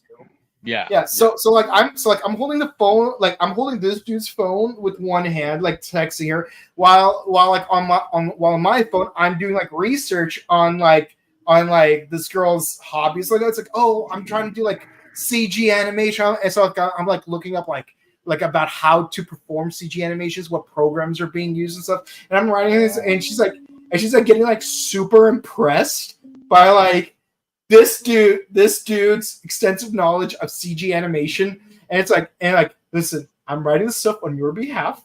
I need you to memorize this and learn exactly how I'm talking to her. So when you go on that date, because I did get her to convince to go on a date with you. Anyways, make sure you test your men when you're dating them. Make sure that no one else is giving them the cheat sheets. Because I became so I was a +1 to this girl's birthday party, and so like I happened to ask her, hey, like what happened to like this dude that like you went on a date with it? And she's like, I don't know. It's like I don't know. It's like things were great when we were texting each other, but like as soon as we went on that first date, his entire personality became a complete 180. It's like it's not the person I fell in love with. I'm like, he did not follow a single bit of advice. Not just advice in terms of like what I wrote in our liaisons. I also mean like what specific behaviors he's supposed to exhibit on a date. Like eye contact, ask her about her interests, make it about her. Like at that point, I would be just like, "How you doing?" Just like just again. But again, moving on from that, not Mari, fucking Yuka just slaps Kitaro. Storms off. And wouldn't you know it, Psycho shows up. Here comes Dummy Mommy right here, and I'm just like, oh man. I want to see how good you are at fighting, because I heard you killed like 13 people in one fell swoop. Not her. It's not her best. It's like kind of like a discharge, you know? Like she just like she's not doing it on purpose. It kind of just happens. Yeah. But then she makes a run for it, like after fighting the lizard orthodox. The frilled lizard just summons him and just is for some reason. So she gets her ass kicked from this orphanok that she turns into the crane, and then gets her ass kicked, and then she de-transforms right before Misato getting chased by the police. Yeah, well, before Misato and Takumi showed up, because they just see Yuka getting attacked, so they go and attack, and then she's running, and then apparently the cops are now the feds are just swarming all over her, like full riot shield and everything, riot gear and masks and tear gas, and they got guns drawn. Yuka is literally on like the Valentine's Day massacre. Just guns are drawn, guns are just like pointed at her, like, you know, and they say, "Be careful, she's an orphan." Like, they know. They know. Wait, you know? You all know what orphanoks are? Wait, how long have you guys known? And why haven't you done shit to fucking stop this? But it's like, yeah, they wind up just guns a-blazing and again, not really hurting her, just kind of pushing her back, but she manages to fight back to like not kill anyone, not to do anything. But here comes Kiba, and he sees her, and he's like, I need to do something. I need to get her out of there. Only for her to escape, and then gets caught again. But and again, we're thinking like, oh man, here we go, and the wings pop out. Yeah. And you know what that means.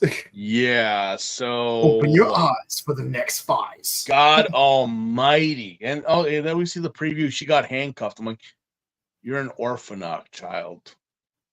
That's like putting handcuffs on Superman. I mean, to be fair, like the entire first season of X-Men, the animated series, you got Hank McCoy just voluntarily being in prison.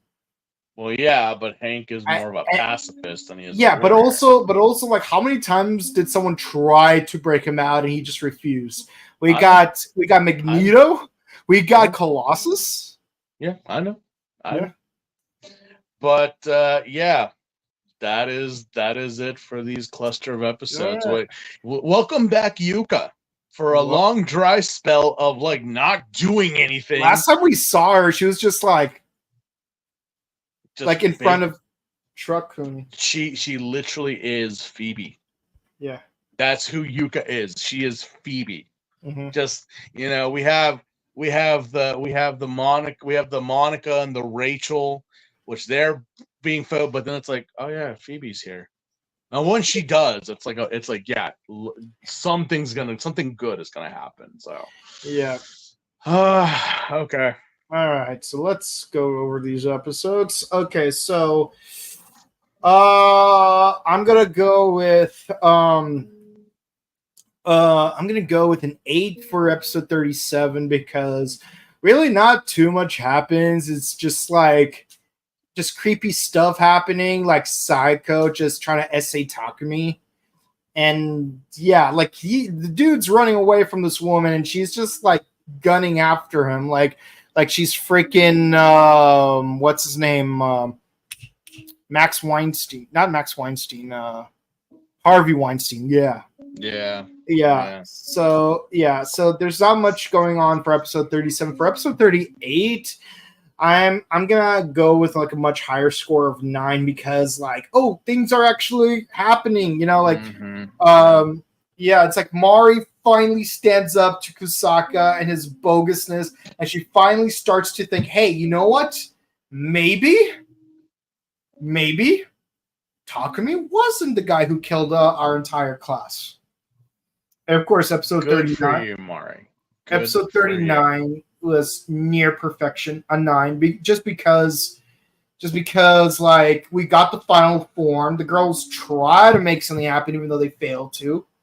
Sawada tries to baby face turn, and Yuka's finally back.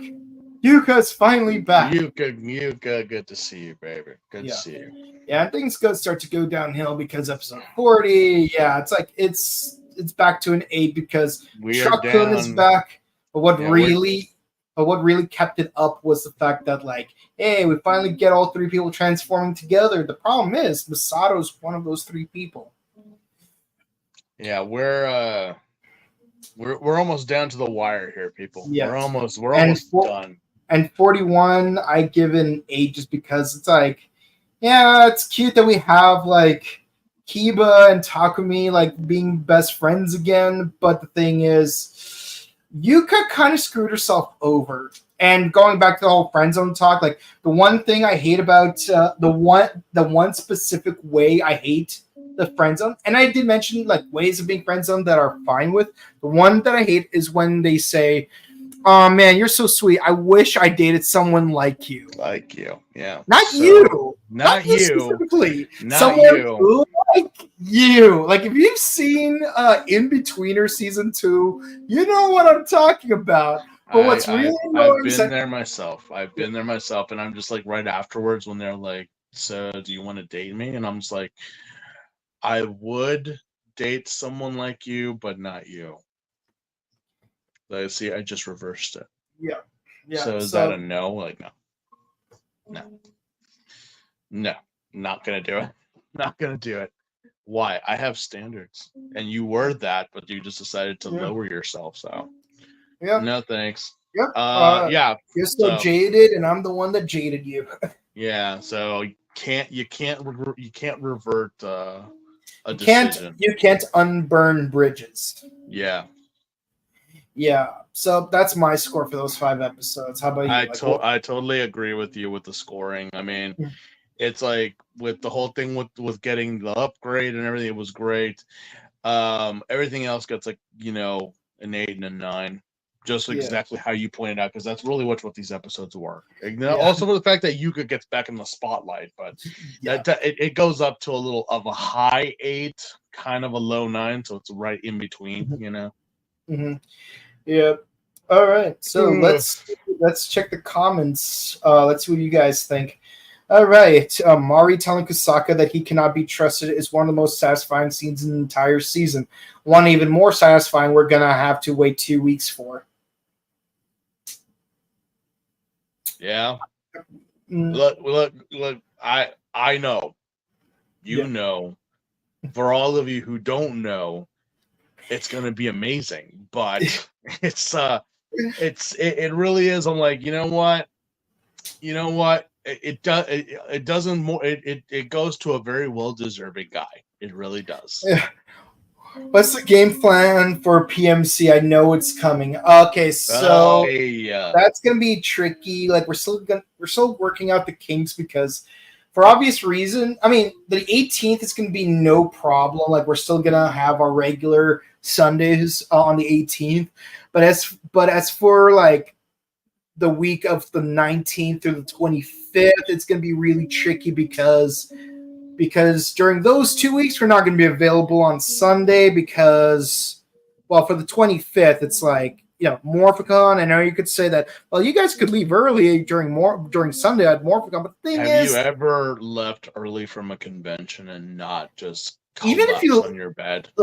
even if hypothetically we watch the episodes prior to Sunday, even if at 5 p.m. we leave, get home at 8, which I know you won't be able to, and I'm going to get to that. Do you think I would still have the energy like after 3 hours of staying home? No, like No, no, again, no. And anyone. you will have it worse. I live not too far from Pasadena. You have to drive Yeah, all the way to the Sands. yeah. Anyone has ever gone to a convention or a concert and just be like, oh, well, you could still come into work. You could still no, No, no. The minute you no. get home, you're gonna black out because you're just like, you took all your energy, even though you got sleep, Mm-hmm. and let's be honest here, where are the parties at PMC? Really? We're all together. Why not get a party going or something? 2018, Has the real party was in the hotel lobby.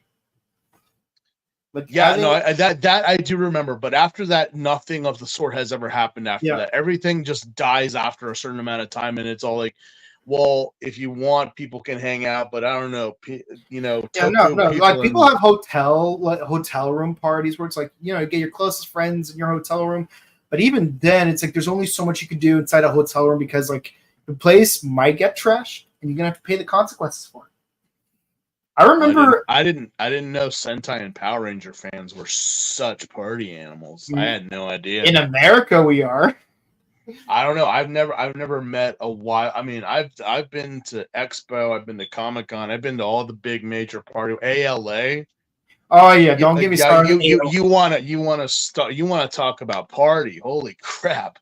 But No, PMC, during not so ALA, much. in one of the parties at ALA, I had to perform first aid on a girl that OD'd on alcohol. So yeah, no, it gets pretty bad. But I'd be damned if I saw that here. I'm like, there should be something going on somewhere. But then again, I'm like, well, who's got a hotel room that we could just all just get together and talk shop or whatever? Hell, I'll even make it my hotel room if it's like I'm staying at the Green Tree, which is like a little bit away. But again, y'all want to come and hang out and just talk shop or whatever? That's fine. That's fine. You know, just make sure you have your Ubers or your designated driver, because again, we want to if we all get together, by all means, just let me know, because it's always nice to get around with the people.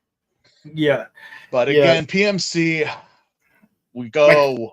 Like even on Sunday, if you leave at 5 o'clock when the convention closes, you're still going to be exhausted. You're still dead. At that point, it's like, doesn't matter. You're going to black out somewhere. Me, I'd probably like get in my truck and just drive up to the observation point and just black out in the parking lot for the best thing about it though is like having that Sunday breakfast. That's my favorite tradition. Yeah, having that nice big breakfast with all of your friends Sunday morning. Usually at Denny's. My hotel actually does offer breakfast. So. Yeah, but usually we just go to Denny's. You know. Yeah. All right, so let's see what's next. When two rival romances clash, a battleship takes off.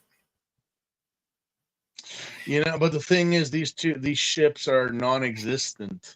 You know, it's all one-sided, or it's all BS. You know. So I don't know. I don't know. I'd say I would say Takumi and Kiba's pretty mutual. Well, yeah, but again, it's like poor Keitaro. Poor Keitaro is just poor bastard. Yeah. Okay, Fives Blaster was a cool final form. Hey, I'm glad you enjoyed it. It's simple and it's streamlined. So of course, I know a lot of people want to be like, doesn't look as cool as. Well, that's because again, budget. They didn't have as much of a budget back then as they do now. They didn't have a 20 some odd years to start throwing money in, and also an overseas market that people are actually watching and ordering and buying. So I would say like Heisei Kamen Rider was probably not that popular until like 2006 in the age of YouTube. Yeah. Anything before Hibiki, it's like you have to be really in the loop. And even then, there's not much you could do to support it, like whether in terms of. It's even amazing that Blade and Thighs get recognized by American fans. Yeah, it really is, because it's just like. Right. I'm so sick and tired of Misato. Aren't we all? You know what? I swear, if this was a drinking game. Like every single time he opened his mouth, it's just like, oh, we'd be dead. I was like, no, but it's just like, it's to numb the pain. That is Misato. Yep. It is to numb the pain. What do you choose, beer or liquor? I'm like, make it liquor because it's a lot quicker. Poor Yuka, things just spiraled. Ironically, things would be better if she didn't run off on Keitaro. Is no one hearing their phones going off? I mean, legitimately. Seriously, what is up with that? Did no one notice? Is no one?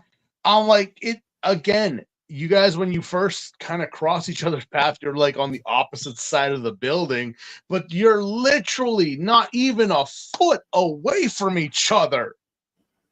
Yeah, and then Kaido is just like. Again, a lot of people would blame Kaido, but Kaido is just an innocent bystander in this. He's just there. He's just there. He has no interest in Yuka. He has an interest in Mari, but Mari is over here with her two boyfriends. Yeah, in a separate table. Yeah, so it's like, what the fuck? And again, if Yuka could hear her own phone in her purse, she could definitely hear Keitaro's phone, which is literally around his neck. Mm-hmm. I don't know. But again, this is a time of flip phones, so maybe the volume wasn't that loud. I don't know. Mm-hmm. Anyways, so that's it for the comments, guys. Thank you guys so much for watching. If you enjoyed, please be sure to comment, like, and subscribe to us on YouTube, Facebook, Twitter, Instagram, ding the bell icon to stay notified for our latest videos. share our videos to help us out with the algorithm. And yeah, we do Ultraman Arc on Mondays, Kamen Rider Gotcha on Wednesdays, Bakugan Sentai Boom Boom on Thursdays, and Kamen Rider Fives on Sundays. Next week, we're still keeping our regular schedule, but the following 2 weeks after that, we're going to be a little bit erratic. We're gonna see what we're gonna do, because if it wasn't for our mental health break, we would already be finished with Fies before this all happened.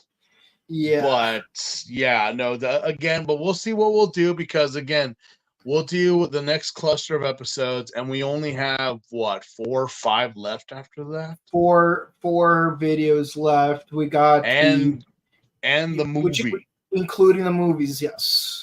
So we got the next batch of episodes, the last batch of episodes, the summer film, and the 20th anniversary film, and we're good to go. Oh, we're watching the 20th anniversary film too? Yes. Paradise Lost, Paradise Regained. That's what I was kind of wondering. I'm like, are we also doing did we upgrade our phones finally? Yeah. Okay. Yeah. Well, I'm just hoping that my Blu-ray gets here before we get to it. We'll see what happens. I mean, and also what will happen for PMC. We're not sure. But again, if you are watching this, whether it be YouTube, Facebook, anywhere that we are streaming, by all means, I love hearing from you guys. Thank you so much. We are just people. We are people. So, just come and introduce yourselves and be polite. Yeah, we'll be at the convention. And we'll be there. And if you know any crazy Power Ranger parties, then let us know. Yeah. Yep, August 23rd to the 25th at the Pasadena Convention Center. We'll be there. Also, check out our sister channel, The Buttery Show, where we do various movie reviews. We've done the Crow franchise, the Shrek franchise, Naked Gun franchise, a bunch of movies from the 90s, and and Wolverine and Deadpool. So, or should I say Deadpool and Wolverine? So, that is a spoiler review. So, if you haven't seen the movie yet, you know what not to do. Mm-hmm. But with that in mind, if you want to check out our personal content. Yeah, I'm apparently, I just today am working on something for PMC. So, for those who have followed, I've gotten a few people that are like, what does that count? Does that count? And I'm like, it is technically a Sentai themed thing that I'm doing. It's technically a Sentai, and Sentai is Power Rangers. And if we have Sentai with the Rangers, as also Kamen Riders go to this convention, not just Japan World Heroes, it's fair game. Mm-hmm. I don't care if it's animated or not. It's fair game. Wait, are you doing a Loser Ranger thing? Are you trying to be D? Well, you already said it, so. Are you trying to be D? Should I have a sign that says Sentai and Kamen Riders are unfair? Should I just walk around with a sign that's saying we need compensation for abusive work conditions? Oh, absolutely. And march around Ryota Otazawa's his little booth. Yeah. Because again, Mao Ichiban, Gokai Yellow is Loser Pink. Yeah, she does do her voice. Yeah. You mean Pink Keeper? Yeah. Yeah. And it is Mao's voice. It is Mao. It is straight up Luca Miffy. Yep. Right there. Yep. I got the first 10 volumes of the manga. I've just been reading it. I need to get the volumes physically. Yeah, I really enjoyed reading those. It's it's actually recommended to me by a friend of mine. Back when there was only just the first volume here in the US. Mm-hmm. So I got into this really early. I'm like, oh, it's like The Boys. Even Japan. Yeah. Even Japan has I can give you a few references to some animes that reference Sentai and Kamen Riders in anime that were like, really, it's like, yeah, no, and even if you think it's out of place, it's like, no, this has actually happened in a Sentai Kamen Rider, like, but now it's the predator romance and dramas and things like that. It's all been referenced. That's why with this one, it's like, well, what happened if we had The Boys? Right. But yeah. And you can find me on Instagram at Boken_Kabuto and on Twitch at twitch.tv/BokenKabuto. Yeah, I swear I gotta figure out from Scott how we could just do a panel about stuff like this. If you want, we can try to get that going. But we'll see. Yeah, we could get that going for Japan World Heroes next year, maybe. All right, and with that said, guys, thank you guys so much for watching. Stay safe, stay hydrated, up the emergency kits, hug your loved ones, and see you all next time. Goodbye. Good night, guys.